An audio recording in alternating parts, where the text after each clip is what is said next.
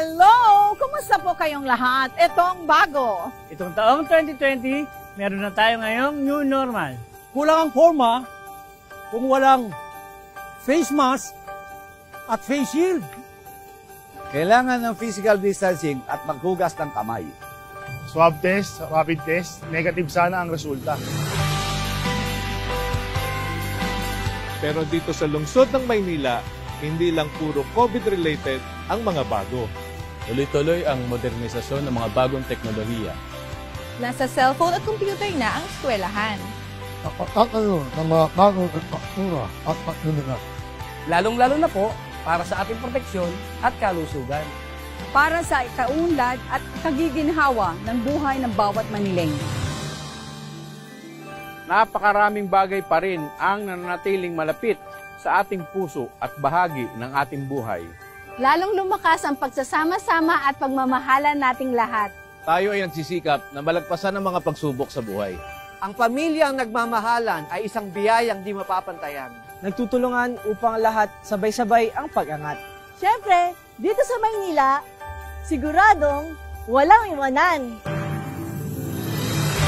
Talagang hindi na mabilang ang dami ng mga bago ngayon sa ating lungsod.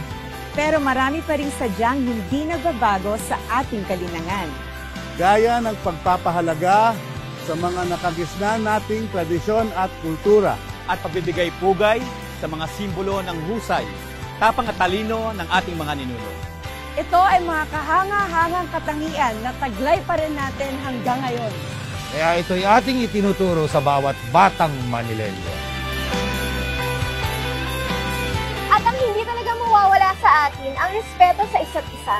Magkaiba man ang ating pinagmulan at pananaw sa buhay, Ipinagdiriwang natin ang ating pagkakaiba-iba.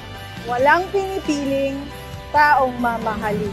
At ang lahat ay yayakapin at kakalingain. Basta dito sa Maynila, tanggap lahat. hindi biro ang mga hamong dala ng taong 2020. Pero hindi nito kayang tibagin ang mga Manileño. Mas mahaba ang tala ng kasaysayan tungkol sa tibay ng ating lahi. Hindi tayo nagpapaapi, hindi nagpapagapi. Tuloy-tuloy ang ating pagbangon kahit sunod-sunod ang ating mga pagsubok. Ito ang pinakamalaking patunay ng ating lakas. Nakatatak pa rin sa atin ang tatag ng Pinoy. Tatag ng pusong hindi umuurong sa anumang laban at patuloy na ginagampanan ang kanya-kanyang parte sa paghubog ng bagong Maynila. At sa lahat ng pinagdaraanan ng mga Manileño, nananatiling nakasuporta at handang tumulong sa inyo ang lokal na pamahalaan. Dahil nararapat lamang naming kapatan ang galing at sipag ng mga taong hindi iniinda ang panganib at pagod para sa kapakanan ng iba. Napakarami nating maisasagot sa tanong na anong bago? At sa kasalukuyang pamumuhay natin sa new normal, hindi maiiwasang mag-alala ang ilan tungkol sa parating na Pasko.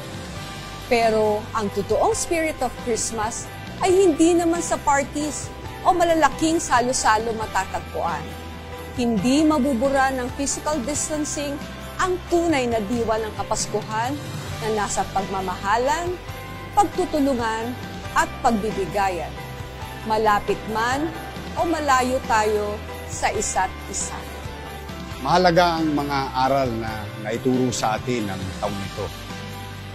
Marami nang dumadaan at dadaan pang pagsubok.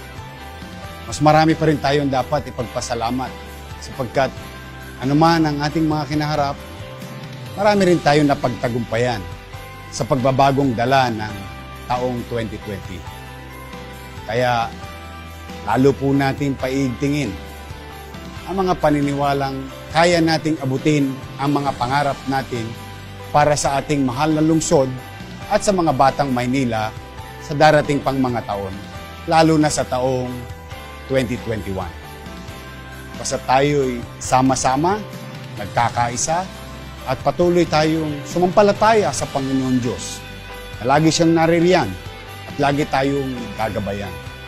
May awa ang Diyos, makararaos din tayo at ipagpapatuloy natin ang pagpapalaganap ng mga programang nakapagpapataas ng antas ng pamumuhay ng bawat pamilyang Manileño dito sa lungsod ng Maynila na kapitolyo ng ating bansa. Maligayang Pasko sa inyong lahat! Manila, God first! Maligayang Pasko sa inyong lahat! Manila, God first!